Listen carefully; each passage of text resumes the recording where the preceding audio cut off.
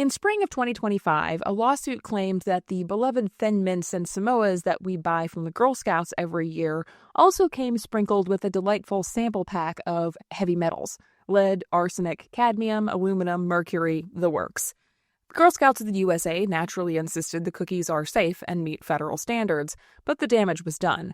"Are Girl Scout cookies toxic?" became the latest round of panic bait in your newsfeed. At the same time, cookie sales themselves have been wobbling. Between inflation, supply chain chaos, and production issues at one of their major bakeries, councils have struggled with shortages, delays, and rising prices. The organization has been losing money on cookies and is now rolling out a brand new flavor, a Rocky Road-inspired cookie, which, it could be good, but let's be honest here, the Thin Mints are always going to be the one that's nearest and dearest to my heart. And just in case that wasn't enough drama for you, scroll a little further and you'll find the other recurring outrage: people swearing that they are going to boycott the Girl Scouts because of woke cookies, by which they mean the organization's trans-inclusive policies and long history of being slightly too chill with queer people and sex ed for conservative comfort. Those flare-ups go back to at least a decade, with boycotts over welcoming a trans 7-year-old in Colorado and Catholic leaders telling parishes to cut ties over LGBT inclusion. So in 2025, the public image of the Girl Scouts is weirdly split. On the one hand, they're the safe, nostalgic, all-American cookie dealers your grandma loves, and so do I. On the other, they're allegedly poisoning you, destroying your children's innocence, and pushing dangerous ideas, like girls that have confidence, friends, and opinions. Here's the thing. None of this is new. From the moment Juliette Gordon Low founded the Girl Scouts in 1912, adults have been freaking out about what happens when you put girls in uniforms, hand them camping gear, and tell them to be prepared. Teaching girls to hike, handle money, and lead groups has always looked, to some, like a gateway drug to feminism, socialism, lesbianism, or all of the above. The current arc of the Bitchy History series on women's history that we are in is all about women who scared people just by stepping over the lines drawn for them. The Girl Scouts did this as a movement, not by storming the barricades, but by quietly insisting that American girlhood could include tents, compasses, service projects, and eventually conversations about civil rights and bodily autonomy. So today, while everyone's yelling about whether the cookies are too woke, too toxic, or too expensive, we're going to ask a different question. What is it about organized, confident, outdoorsy girls that has terrified adults for more than a century? Welcome to Cookies, Community, and Conspiracy Theories, the culture wars over Girl Scouts. Something that's, kind of bitchy. Pretty bitchy. Bitchy? I know. It was just, bitchy. Well, first of all, you're a little bitchy. That's next level bitchy. Let's start out with a truth that America has spent the last 2.5 centuries desperately avoiding. This country absolutely loses its goddamn mind when girls show even the faintest hint of independence. Not grown women, girls. There is something about a 12-year-old developing leadership skills that makes certain adults behave like they've just seen a ghost tap dancing across the Lincoln Memorial. And that reaction isn't new. It's baked deep into the crust of Western history. For most of the last millennium, girlhood wasn't viewed as a stage of life worthy of curiosity or protection. Girls weren't future scholars or citizens. They were pre-wives, half-formed humans who existed to be shaped into whatever version of woman the culture needed. In medieval Europe, chivalry, the supposedly romantic code of knightly conduct, wasn't about respecting women. It was about containing them. It was a system designed to keep girls under surveillance, guarded, protected, and silenced in a way that conveniently preserved family property and male authority. Chivalry also did other things, but we'll get to that in a future episode. I talked about chivalry a weirdly large amount in my medieval Europe part of my women's history class. By the 19th century, this thinking had hardened into what we now politely call the cult of domesticity, or as I like to call it, the Victorian handbook on how to ruin a woman's life. Good girls were supposed to be pious, pure, and silent, ideally all at the same time. A respectable girl of the upper class could learn to embroider, or go to church, or learn how to play the pianoforte. What she could not do was build confidence, leadership, or the ability to think independently. Girls gathering together outside of male supervision, that was practically witchcraft, and we know from the last episode where that goes. Against this backdrop, the founding of the Girl Scouts in 1912 was quietly revolutionary. Juliette Gordon Low didn't just create an organization, she staged a jailbreak. Low believed that girls deserved more than gentle manners and marriage prospects. She saw them as capable of responsibility, capable of adventure, capable of leadership. And if you're wondering how well that went over in a culture that still treated middle and upper class women like delicate houseplants, the answer is not great, Bob. Not great. It's important to say that Low wasn't a radical in the political sense. She wasn't trying to overthrow the government, but she was absolutely trying to overthrow social expectations that had been assigned to girls for centuries. And she built an organization specifically designed to cultivate competence. The early official handbook of the Girl Scouts makes this incredibly clear. A Girl Scout, it explains, learns important facts about her body so as to keep it the machine it was meant to be, and she learns to help her home, her community, and her country. This was patriotism. A Girl Scout wasn't just a future homemaker, she was a future citizen. She was expected to understand first aid, maintain her health, serve her community, and carry herself with discipline and resourcefulness. These were not the qualities that America encouraged in girls. These were the qualities America encouraged in boys. But Low was stubborn, and the more girls joined, the more alarming this became to those invested in the idea that girlhood should stay sweet, quiet, and unthreatening. The Girl Scouts introduced activities like camping, public service, and community organizing, activities that taught girls how to think, plan, and work together. Imagine the horror that the menfolk were experiencing when they heard about this. One of the most provocative elements of early Girl Scouting, though it didn't seem provocative at the time, was internationalism. The movement joined global sister organizations early on and openly celebrated the idea of world friendship. By the 1920s and 1930s, Girl Scouts were already writing to pen pals around the world, learning global folk songs and studying international customs. Nothing about this was hidden. Nothing about it was political. It was wholesome in the most literal sense, grounded in the belief that knowing something about the world makes you a better human being. As historian Monica Ash notes, global awareness was fundamental to the Girl Scout ethos, long before anyone in Washington decided to accuse them of sedition. And this continued straight through World War II. If you open Training Girls for the Needs of Today, the 1942 Girl Scout leadership pamphlet, you will not find communist infiltration. What you will find is a nearly obsessive emphasis on patriotism and civic duty. In one of my favorite lines, the booklet explains that a girl can never really feel a part of this country until she does something for it. And what did doing something for her country look like? It meant conserving resources, participating in local aid projects, assisting the sick and elderly, learning public safety skills, supporting rationing efforts, and practicing good health habits so she could be a resilient member of her community. The guides from this era read like training manuals for a patriotic public health corps. If the Girl Scouts had been any more pro-America during the war, their uniform would have come with a built-in apple pie. So how on earth did we get from that to people insisting that the Girl Scouts were a communist front? Well, let me introduce you to the ideological swamp that preceded the Red Scare. In the early 1950s, the far-right fringe press was already sowing seeds of mass paranoia, and nothing captures the mood of the era more perfectly than The Southern Conservative, a Texas newspaper that reads like a fever dream. This publication believed liberals, teachers, intellectuals, anyone with a passport were actively trying to destroy America.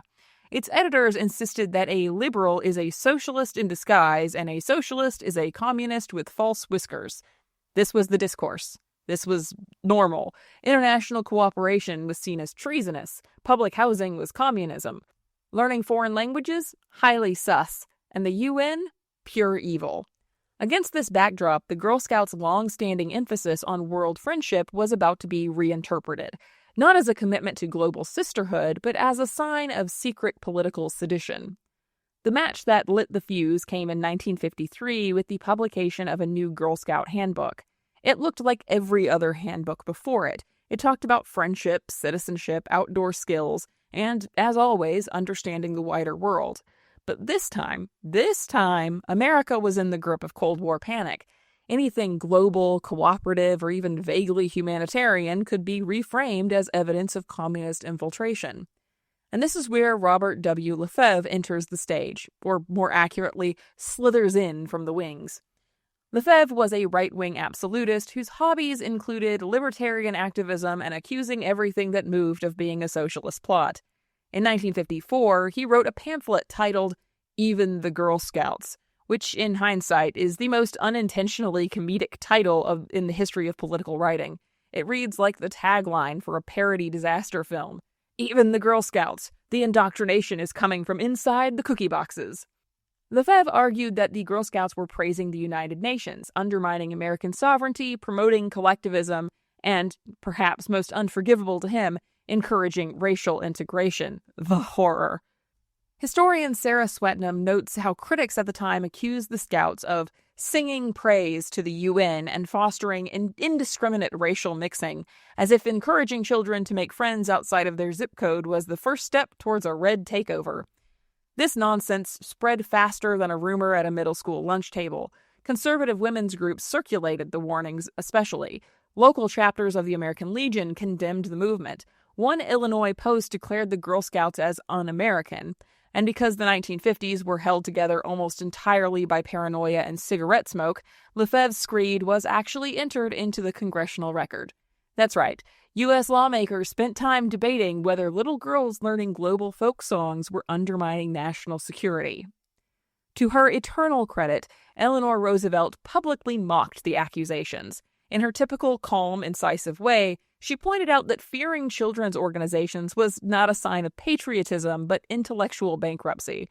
One famous political cartoonist at the time joined in the mockery by drawing a legendary cartoon of terrified men whispering, "Stand fast, men, they're armed with marshmallows."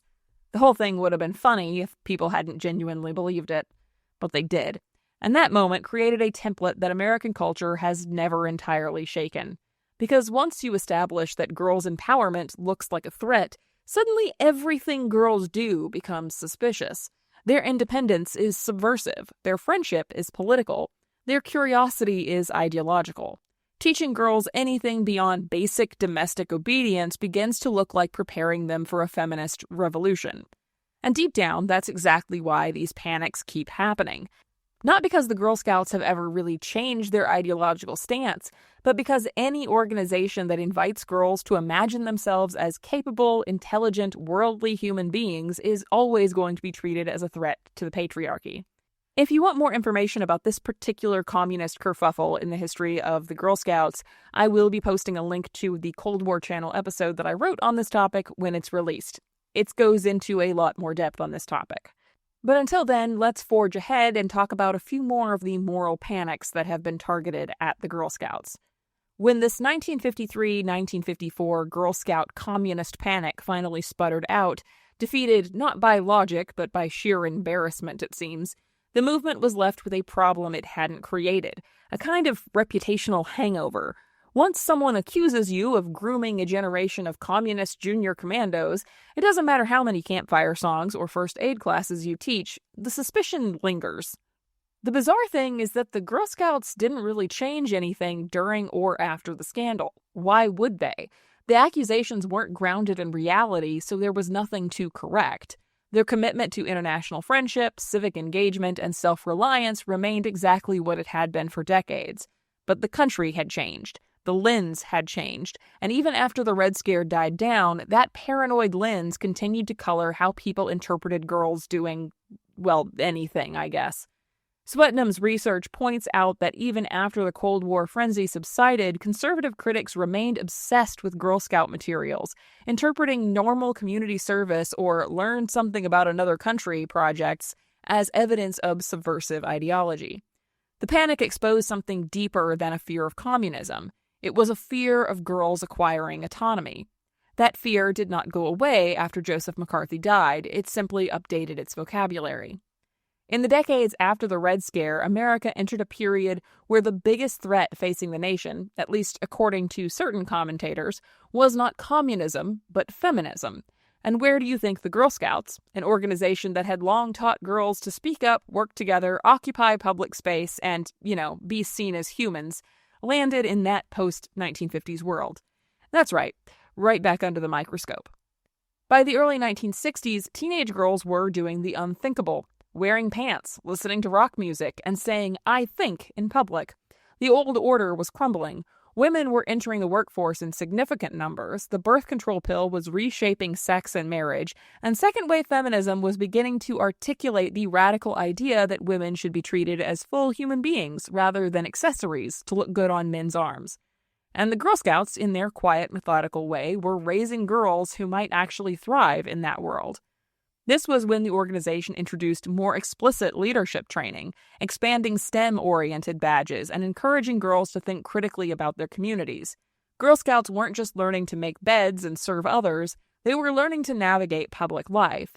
If you were a conservative traditionalist, terrified of a future full of Gloria Steinems, a sash full of merit badges looked like a gateway drug to radicalism. But the Girl Scouts didn't frame any of this as rebellion. They framed it as citizenship, the same citizenship they had always promoted. The problem was that citizenship for girls now looked dangerously similar to empowerment, and for certain voices on the right, that was indistinguishable from Marxist infiltration once again. So while the national conversation about girls and women was finally starting to expand, the Girl Scouts found themselves continuously accused of politicizing girlhood, as if girlhood wasn't inherently political simply by virtue of existing in a society that polices it with obsessive intensity. Here is where the earlier source material becomes invaluable. Training Girls for the Needs of Today insisted in the 1940s that girls cannot feel a part of this country until she does something for it, emphasizing service, resilience, and participation. This wasn't about turning girls into homemakers, it was about turning them into capable citizens. That nuance matters because as feminism gained traction, critics began arguing that teaching girls confidence and civic responsibility was actually feminist indoctrination. In other words, the Girl Scouts weren't changing. The definition of acceptable girlhood was. If you want to understand the 1980s, you have to understand that it was a decade fueled by hairspray, Cold War nostalgia, and an enduring fixation on the term family values. This was the era of the moral majority, when evangelicals and conservatives found a shared purpose in opposing feminism, sexuality, secularism, and basically anything that let women control their own lives. So naturally, the Girl Scouts once again entered the line of fire. It wasn't anything the organization did, it was simply that as feminism became more visible in society, anything that taught girls self-reliance or independence could be reframed as radical. And the Girl Scouts, whose material had always encouraged curiosity and empathy across racial, cultural, and national lines, became collateral damage in a much larger culture war. Swetnam's article provides deliciously absurd details here. Critics accuse the Girl Scouts of pushing a sexual agenda, collaborating with Planned Parenthood, promoting moral relativism, and turning girls into anti-family feminists. Some insisted that the GSUSA was working with organizations that supported LGBTQ rights. Others complained that the Girl Scout promise no longer explicitly referenced God. And if all of this sounds exactly like the complaints lobbed at the Girl Scouts today, that's because the discourse hasn't evolved even a millimeter since the 1980s. But this is where historical sources become truly revealing. If you read the early GSUSA handbooks, or Training Girls for the Needs of Today, the organization had always emphasized moral character, health, and civic virtue. The very aspects of scouting that the 1980s critics claimed had been lost were, in reality, never tied to conservative Christianity or traditional gender roles in the first place. The Girl Scouts never stopped promoting character. They simply didn't define character as obedience to patriarchal norms. That distinction is subtle, but for those invested in traditional gender systems, devastating. What's striking about this period is that the Girl Scouts kept resisting attempts to make them choose a side in the culture wars. They stayed consistent, open to girls of all faiths, backgrounds, and identities, committed to leadership and citizenship, and uninterested in enforcing a narrow definition of femininity. But when society is invested in policing girlhood, neutrality looks a lot like rebellion. By the time the 1990s rolled around, the attacks had become almost formulaic. If critics in the 1950s screamed communism, critics in the 1980s screamed feminism, and in the 1990s they simply blended those two into one single smoothie of moral panic. But the underlying structure was the same. 1. Girls learn skills and build confidence. 2. Girls begin to see themselves as having agency in public life, being human individuals. 3. Patriarchy interprets this as a threat. 4. Someone accuses the Girl Scouts of indoctrination. 5. Rinse and repeat. This is where Ash's work becomes especially important. She points out that the Cold War-era panic around the Girl Scouts was fundamentally about containing girlhood to preserve the imagined ideal of American womanhood. And this containment impulse did not go away, it simply modernized. The 1990s were also the decade that popular culture exploded with girl-centric narratives. Clueless, The Spice Girls, and Buffy the Vampire Slayer completely redefined girl power for a whole new audience. Teenage girls were suddenly everywhere. They were loud, they were visible, and they demanded space. And right on schedule, attacks on the Girl Scouts intensified. This wasn't a coincidence, it was a reaction, a backlash. If girlhood itself became more expansive and powerful, the institutions that helped girls access that power, Girl Scouts, schools, public libraries, after-school programs, now had become political targets. Empowering girls becomes a social agenda. Teaching girls to lead becomes indoctrination. Encouraging girls to think critically becomes dangerous. You'll notice this pattern continues into the 21st century. The vocabulary shifts from feminist radicalism to wokeness, from moral decay to gender ideology, but the structure is unchanged. Girls gain autonomy, and that is seen as a threat to existing power systems. By the early 2000s, America had entered a new era of cultural polarization. The Girl Scouts, still minding their business, still teaching girls about community service and outdoor skills, once again find themselves in the crosshairs. But now the panic had social media, cable news, and 24/7 amplification. And here's the wild part. Modern critics recycled the exact same anti-Girl Scout talking points from the 1950s, almost word for word.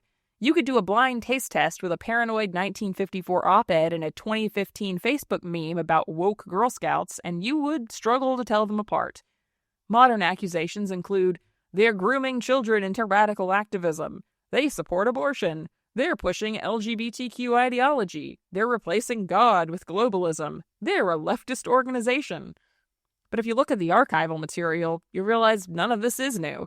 The Girl Scouts have always supported inclusion. They've always encouraged girls to think critically about their communities. They've always taken a broad, pluralistic approach to spirituality, and they've always promoted global awareness.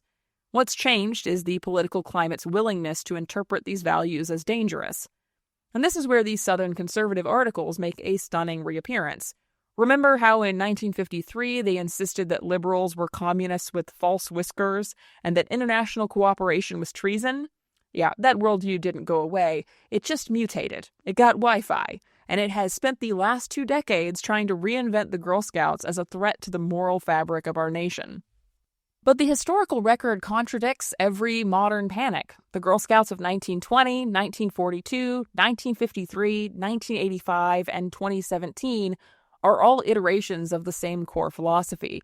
Girls deserve space to lead, to learn, to serve, to explore, and to grow. And for over a century, that idea has been treated in some corners of American life as deeply threatening.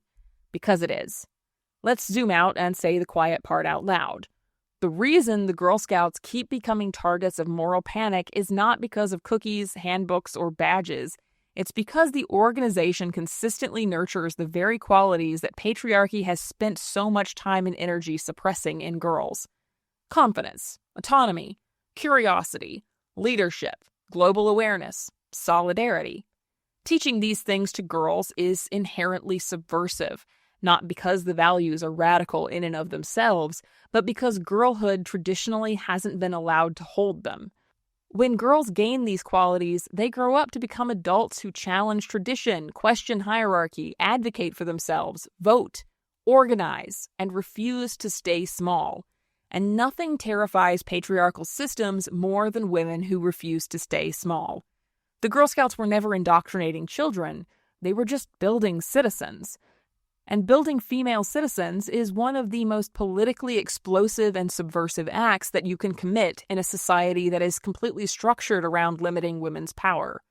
That is the truth behind every outrage cycle from the 1950s till now. That is why the Girl Scouts keep attracting accusations, boycotts, conspiracy theories, and congressional pearl-clutching. Not because they're radicalizing girls, but because they're teaching girls that they belong and they are part of this world. And that alone is enough to trigger a national crisis, I guess. If the 1950s were a paranoid fever dream, the 2010s were that dream plugged directly into a social media amplifier and turned up to 11. Everything got louder, everything got dumber, and absolutely everything got turned into a culture war battlefield. It started with the same old pattern. Girls gather, girls act, girls exist in public, and someone somewhere loses their goddamn mind. But now the outrage didn't require pamphlets or American Legion meetings. It needed only a Twitter account, a ring light, and the ability to type, "I'm just asking questions," in all caps. Modern complaints recycled those old Cold War suspicions once more with new vocabulary. Instead of communist infiltrators, critics warned that the Girl Scouts were woke. Instead of internationalist propaganda, they accuse the Scouts of promoting globalism. Instead of racial mixing, they shriek about identity politics and DEI agendas. It's the same panic, same structure, same anxieties. They just added more hashtags. And because moral panics are a renewable resource, the new century found inventive ways to escalate the hysteria. In 2017, when the Girl Scouts decided to march in the Women's March alongside millions of Americans, far-right extremists posted threatening comments online warning that those brainwashed girl soldiers were being turned into activists. Neo-Nazis, grown adults with real jobs, theoretically, publicly declared that Girl Scout troops were not welcome. Imagine going on record to intimidate a 12-year-old with a poster about equality. Imagine thinking that makes you the brave one. But this wasn't an isolated incident. Around the same time, conservative commentators began pushing a campaign to boycott Girl Scout cookies on the grounds that the organization supported abortion. Did the Girl Scouts actually have a stance on abortion? No. Did that matter? Also, no. Because this outrage has nothing to do with facts and everything to do with maintaining control. If girls were participating in public life or attending marches or learning about social issues, they had to be stopped. Boycott the Samoas, protect the children, or something like that. There were also panics about the Girl Scouts' position on LGBTQ inclusion, which, again, wasn't new. The organization had accepted girls regardless of sexual orientation for decades, but in an era where queer inclusion became code for radical ideology, simply acknowledging that LGBTQ girls existed was enough to spark op-eds about moral collapse. But the Girl Scouts didn't fold. They kept doing what they've always done, teaching girls the radical idea that they matter. If we zoom out far enough, a pattern emerges that has nothing to do with communism, feminism, or gender ideology, and everything to do with sustaining a very old, very fragile social order. The panic around the Girl Scouts, whether it is in 1954 or 2014, isn't about specific policies or badges or comments. It's about the perceived danger of girls in spaces of power. Think of it this way. Society has been long comfortable with the idea of women as symbols, embodiments of purity, motherhood, virtue, morality, but profoundly uncomfortable with the idea of women as actors. When girls slip from symbol to agent, the whole structure starts to wobble. Think back to how we talked about Joan of Arc. And that transition from symbol to agent is exactly what Juliette Gordon Low's movement nurtured. Even in the earliest materials, Girl Scouts were not framed as passive recipients of adult guidance. They were doers. They learned to identify plants, tie knots, perform first aid, cook under challenging conditions, navigate the world, and lead the younger girls in their troop. They were expected to help their communities and do something for their country. This was a philosophy of participation, and participation is dangerous. Not because girls do anything wrong with that participation, but because when you're participating in society, you might want to have a say in how that society controls you. What conservatives attacked as socialism or globalism or feminist indoctrination was rarely any of those things. It was just girls developing confidence to think of themselves as citizens who could think, act, and lead. The accusations reveal more about the accusers than the accused. When Robert Lefebvre insisted that World Friendship Badges were secretly UN propaganda, when the American Legion saw a handbook map as a threat to sovereignty, when conservative pastors in the 1980s warned that the Girl Scouts were turning girls into lesbians, and when Twitter warriors in the 2010s accused cookie booths of being woke indoctrination centers, what they were really expressing was fear. Fear of losing control over the stories that girls are allowed to tell about themselves. Historians like Ash and Swetnam make this point clear. The panic wasn't about communism, it was about containment. not just geopolitical containment, gendered containment. The Girl Scouts didn't threaten the political order, they threatened the domestic one, those public versus private spheres that I've mentioned before and we'll talk about in the next arc. And that fear has a long shelf life. It gets rebranded with every generation, but the ingredients are always the same. Anxiety about changing gender roles, panic about shifting cultural norms, and dread that girls might grow up to challenge the power structures that keep certain people comfortable. So let's say it plainly. If the Girl Scouts are subversive, it's because they insist that girls are people, not symbols, not vessels, not future housewives or cultural mascots. People. The handbooks, the training documents, the service projects, all of it rests on a foundational belief that girls possess agency, that they should know how to assess risks, help in emergencies, lead teams, solve problems, and contribute meaningfully to their communities, that they should be curious about the world, that they don't need to wait until adulthood to matter, and that they matter as individuals, not incubators or helpmeets for men. When you strip away the panic and look at the historical materials, the Girl Scouts have always promoted these values. The Wartime Leadership Guide hammered home the importance of civic participation. The internationalism baked into the movement encouraged girls to see beyond the narrow boundaries of their own communities. To understand just how destabilizing this has been to the status quo, think about what most patriarchal systems need in order to survive. They need women who are predictable, dutiful, domestically oriented, and convinced that their primary role is in the role of support, not leader. Girls who grow up learning to negotiate cookie sales like seasoned business executives, navigate the outdoor with confidence, and form global friendships do not fall easily into that model. My bank account has never been more sideswiped than it is during Girl Scout cookie season. They are terrifyingly good at sales. The Girl Scouts weren't created to churn out rebels. Let's make that clear. I'm not saying that it has a political agenda because, in fact, they have been critiqued almost as often by the left wing as the right for not supporting the correct political issues. But regardless of intent, they accidentally produced rebels anyway. Because when you give girls tools instead of limits, when you let them lead instead of watch, you're not teaching them skills. You're rewriting the internal map they have of what's possible. That is the real threat. Not the cookies or the badges or the handbooks, the possibilities. One of the most telling things about this entire saga is how little the Girl Scouts had to do to provoke these crises. They didn't publish radical manifestos. They didn't stage political protests. They didn't endorse politicians, parties, or policies. They simply existed in a society that fears girlhood outside patriarchal control. And that fear continues to shape how institutions police girls today. From gendered dress codes in schools to panics about social media influence, to attacks on girls' sports, to the weaponization of protect the children language.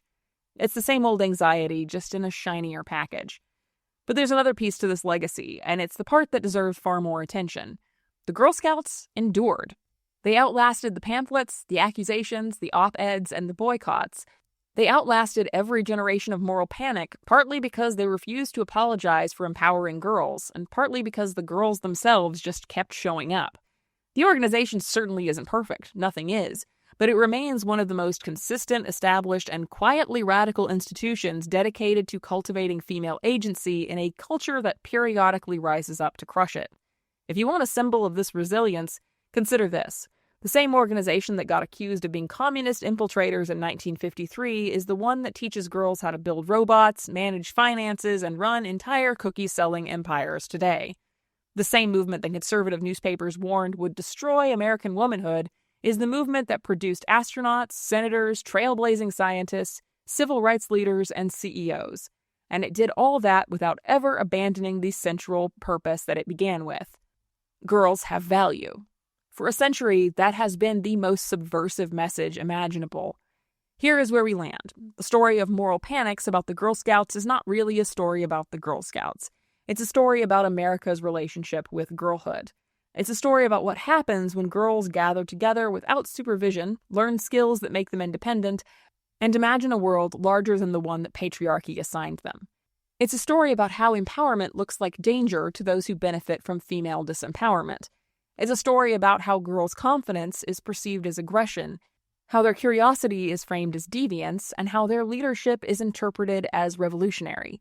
If there's one thing the Girl Scouts have taught, one thing that has been consistent since Juliette Gordon Low opened her doors in 1912, it's that girls are capable of extraordinary things when given the chance. And if that terrifies some people, good. It's about time they were scared. So that's our whirlwind tour of how a bunch of girls in sashes with clipboards and cookie order forms somehow became a recurring national emergency. Thank you so much for listening. If you've enjoyed this episode, please take 30 seconds to do the holy trinity of podcast support. Share it with your friends or family, anyone on Facebook who used to sell Thin Mints, hates moral panics, or might hate this episode. Any engagement is good engagement, right? Rate and review the show wherever you're listening, and please subscribe on Substack so that you don't miss out on new episodes and any of the little extra articles I write from time to time. Your shares and reviews genuinely help more people find the show more than any algorithm ever will, so if you've been meaning to do it, consider this your gentle, historically informed guilt trip. Next time, we will be rolling back a few centuries from the cookie booths to church pews to meet some of the Girl Scouts' spiritual foremothers, Quaker women who refused to sit down, shut up, or let men have monopoly on God's voice. They preached in public, traveled alone, and scared the absolute shit out of 17th century authorities just by speaking. So hit follow, get on Substack, and I'll see you in the next episode. God told me to speak, actually. Quaker women who wouldn't shut up in church. History. History. History. History. History. What a bitch, right?